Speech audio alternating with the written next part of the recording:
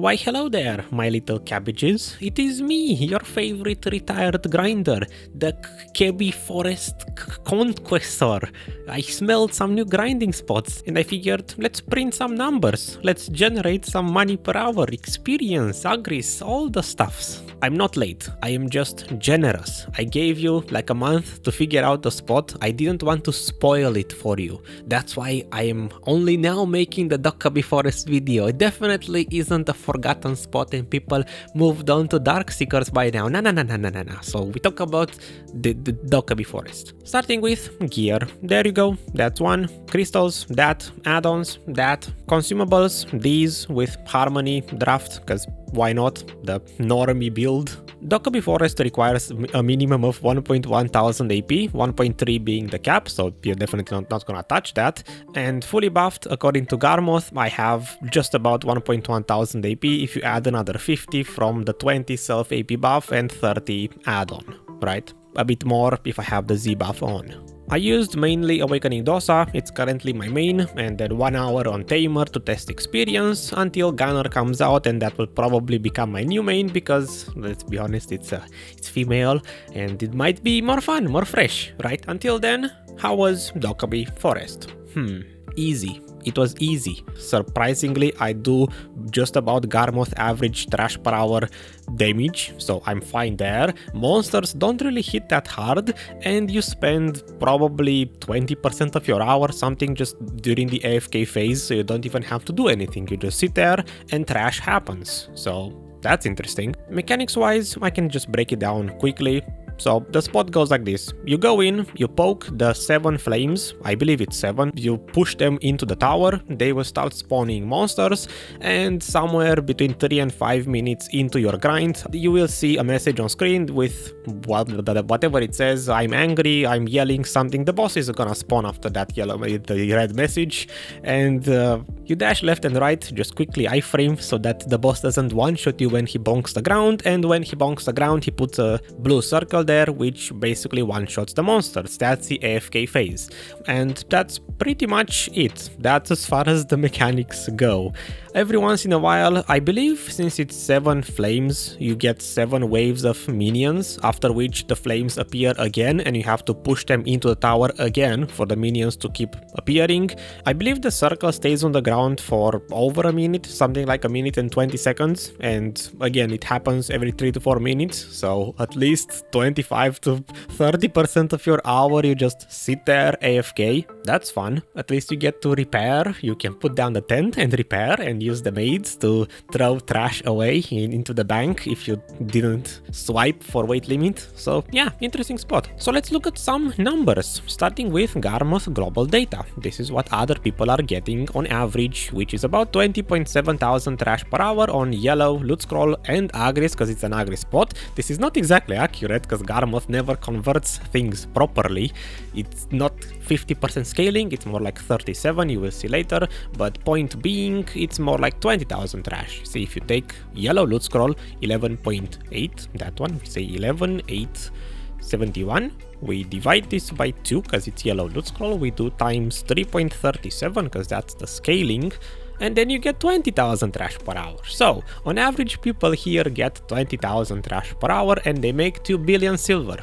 Very nice numbers. These are my numbers. I spent 7 hours here in total. Actually my clearing speed kind of was always the same. I can't say, oh, it got better over time. I guess slightly, but still, it's funny how I did all of these on stream the first 4 hours. This one was on Tamer, the slowest one to test experience. So yeah, Tamer is slower than Dosa.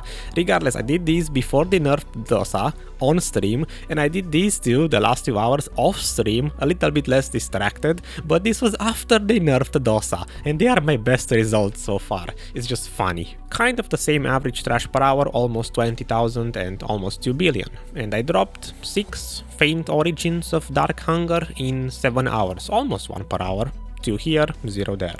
On the Excel side, it's pretty much the same result because it's the same hours, the same numbers, but you get to see the conversions, blue loot scroll, blue plus agris, yellow plus agris, trash, different trash per hour numbers, and then the results, my original run, and then scaled up to 21,000 trash per hour, because again, I obviously don't have best in slot gear anymore. I'm not even close to that nowadays, so I imagine most people who decide to grind a high-end spot like this one will average 21, 22, maybe 23,000 trash per hour, so we get to play with this even more. Let's say 23,000 trash per hour, then it becomes 2.2 billion silver per hour. Might as well put here 22 as well, just so you can see different results, and then 20,000 there. More numbers. You can ignore these numbers here, they are irrelevant. It was just for me to tracking trash and conversions so I can see the loot scroll scaling, which as I said earlier, it's 37%.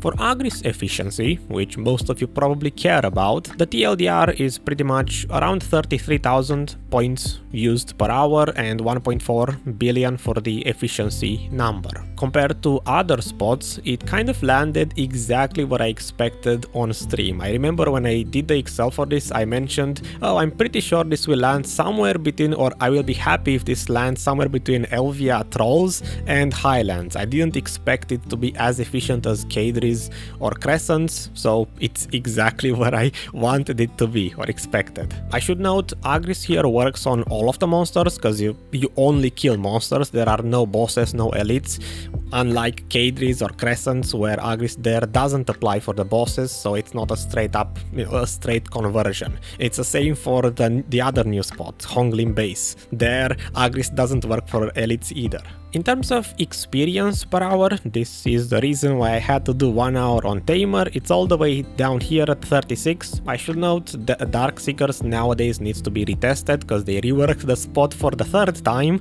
so that's fun. But yeah, Dokkebi Forest is not great experience. It's very forgettable. It's whatever. You can, you can judge this yourself, and same for skill points. It's all the way at the bottom. It's pretty much garbage. Agris coin tier list, efficiency number, it's just about average, it's normal. I mean, if you look at the numbers here, because this is the important number, the bonus silver, what you make only from the Agris coin, there are a lot of spots that are around 350-ish, so it's not bad despite it being on rank 20, 21. Now for our last stop we have, well, I guess first Maids. How many Maids do you need to grind here? It's a pretty friendly spot. 21 Maids with 21,000 trash per hour estimated, because nowadays every trash seems to be 0.3, so it's very straightforward. But yeah, there's that. And loot scroll efficiency, again, to repeat the story, ideally this is yellow versus blue loot scrolls, so if blue is 100%, yellow should be 200% because you use 2 loot scrolls at the same time,